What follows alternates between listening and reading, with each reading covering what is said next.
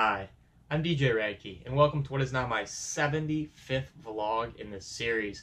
Thank you for joining me. Thank you for staying with me. It's been a great ride. We're going to continue with a little bit something different today. I do have school at the Scratch Academy, of course, and it is Friday, September 7th, 2018. I'm going to do an album review, and I know this might not be the greatest format to do an album review because I'm not going to play the songs off the albums. I just went a little old school and wanted to listen to albums last night. The whole concept of the idea of an album has kind of gone to the wayside with, the ability to digitally find songs, play songs, bring songs in, and take songs out. And people, are creating their own mixes pretty much. I don't know how often people really sit down and listen to an album in its entirety. I mean, I did it with the Drake Scorpion album, and that was a double album, so that was like almost like an evening that I had set aside where I'm like, okay, I need to listen to this whole thing in its entirety because as a DJ, I know it's going to be big, and I want to know other tracks. Maybe you can find something, maybe I discover something ahead of the curve. Maybe other DJs are playing some stuff that hasn't made the record pools yet, but that I dig. So I knew it was a good idea to listen to Drake's album. There hasn't really been a huge album since that, but there has been one in particular, Astroworld by Travis Scott, that's pretty hot. It's got some hot tracks on it. I wanted to listen to that in its entirety. I also wanted to listen to Kamikaze by Eminem, because I'm a big Eminem fan. Not like a super die-hard Eminem fan, but I liked him back in the day. It's been a while since I've heard anything good from him. I figured I'd give that a shot. And I also am going to wrap it up with Triple XXXTentacion's question mark release. R.I.P. of course. I felt that I needed to do an album review on his too. So those are the three albums I'll be talking about in this vlog. First, I'm going to start off with the Eminem and just get that one out of the way because it was awful. Kamikaze was an awful album, and no disrespect to Eminem. I think he's one of the greatest rappers of all time. If you want to revisit my vlog 25, I did one on my top 10 greatest rappers. He was number 7. And my exact quote in that vlog was, I almost didn't want to put him on the top 10, but I have to. And I think about that quote and why I said it. It's because of this.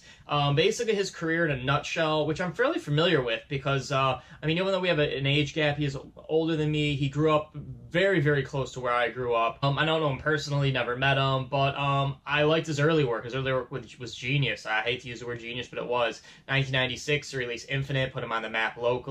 Then, of course, Dre discovered him. There's stories to be told about that, and Dre and his development with his career. But without a doubt, 1999's Slim Shady LP, and then the follow-up to 2000 Marshall Mathers LP were both probably the top 10, I would say top 10, but top 20 rap albums of, maybe that decade. Not of all time, but I mean, they're both pieces of art, definitely pieces of art as far as music. And then the 2002 Eminem show was pretty good. There's some tracks on there, definitely some tracks on there. DJs played some stuff off of that. I remember that back in the day. That was a hot club scene for me in 2002, and there was stuff being played. He was hot in 2002 still. And then I don't know what happened. I guess drugs got the best of him, but this Kamikaze album should not have been released.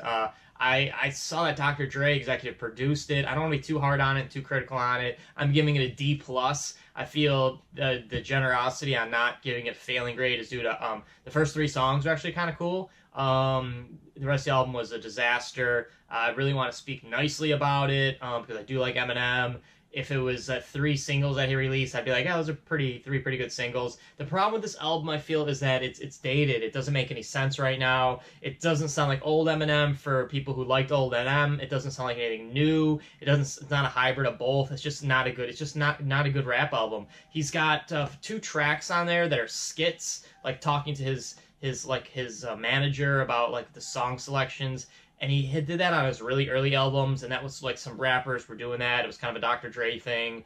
I don't really know why I never really got it. Even Kanye on his early albums with Graduation, the talking kind of in between. It was a thing they did in that time period, but they don't do that anymore. I don't know why he still did that. That was super lame. But I can go over track by track on Kamikaze, but that would be a really depressing vlog because it wasn't good. Starts off good with The Ringer, then he goes into a song called The Greatest. I don't know if that's a shot at Kendrick Lamar or not. The song was okay. Lucky You, the third song, was okay. Then he does a skit, and then it just gets bad. There's a diss song, or I don't know if it's a diss song, but it's like saying how D12 broke up. But D12 hasn't been relevant in 12 years, probably over that, as far as doing anything that anybody's even heard of.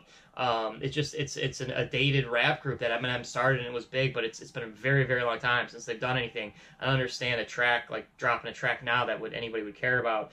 And then he goes on some really bad tracks with some no featured artists. He has Royce the 5'9", who's a good rapper, but like again, that's not going to save a bad album. I mean, if it was like produced by Kanye or like Lil Wayne was on a track or T.I. was on a track, you could bring back that old school vibe. Or you go like in a new direction and throw somebody like a Travis Scott on your album. Or I know he's kind of dating or seeing Nicki Minaj, throw her on the album. Maybe everybody just stayed away from this. But to be executive produced by Dr. Dre, man, I was hoping somebody would step in and be like, dude, cut this out, man. This album's bad. Like, you can't release this. Don't do this. But anyway, it's a new release. I wanted to review it. That's my review, D+. Sorry, man. Good stuff back in the 90s and early 2000s. But, man, it's been a while. Second album, Astroworld. Much better, much better. I'll give it a B.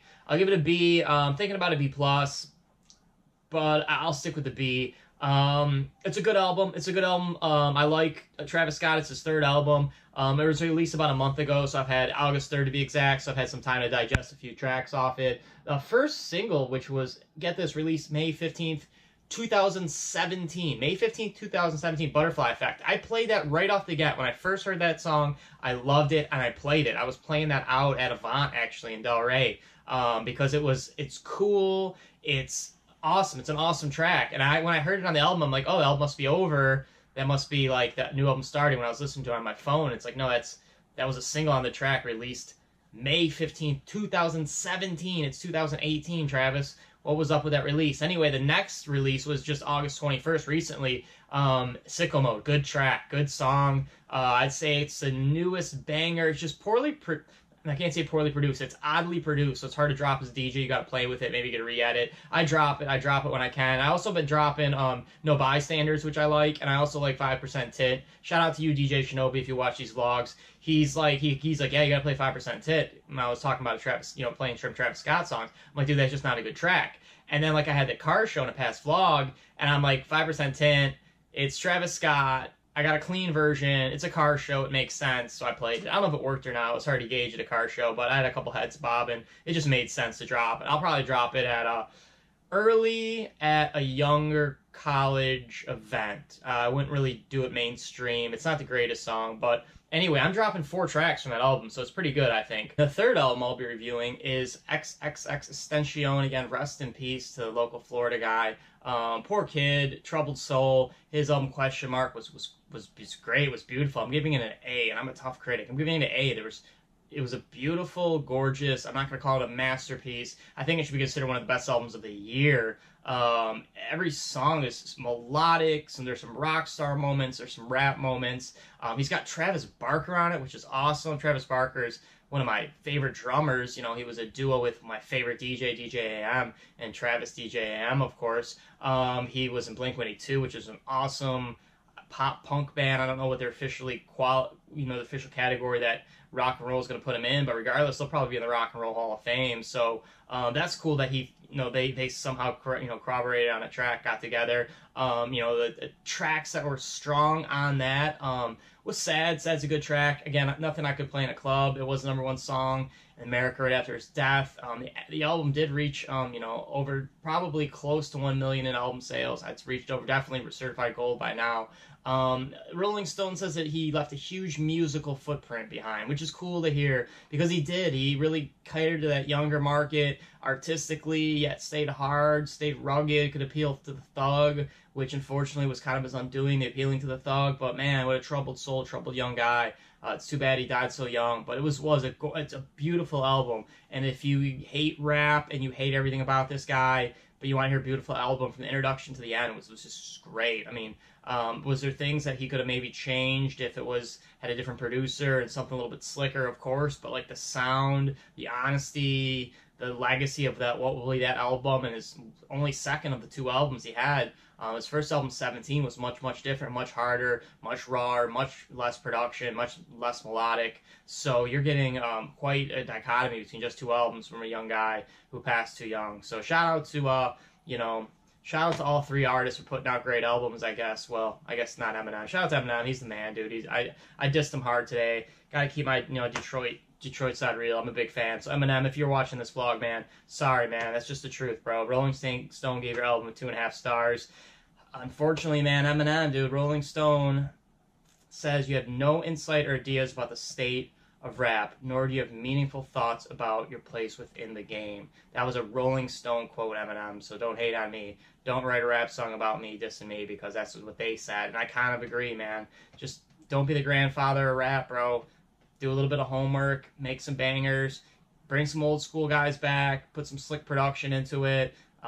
Be you, man. Be you, but tighten up the game, man. That's my advice to you, Eminem, and for everybody else. Say hi to somebody who needs a hi. Give a friend a call. Hug a stranger. You know, just be good to people. Save the ocean, and things will be all right. Again, as always, peace.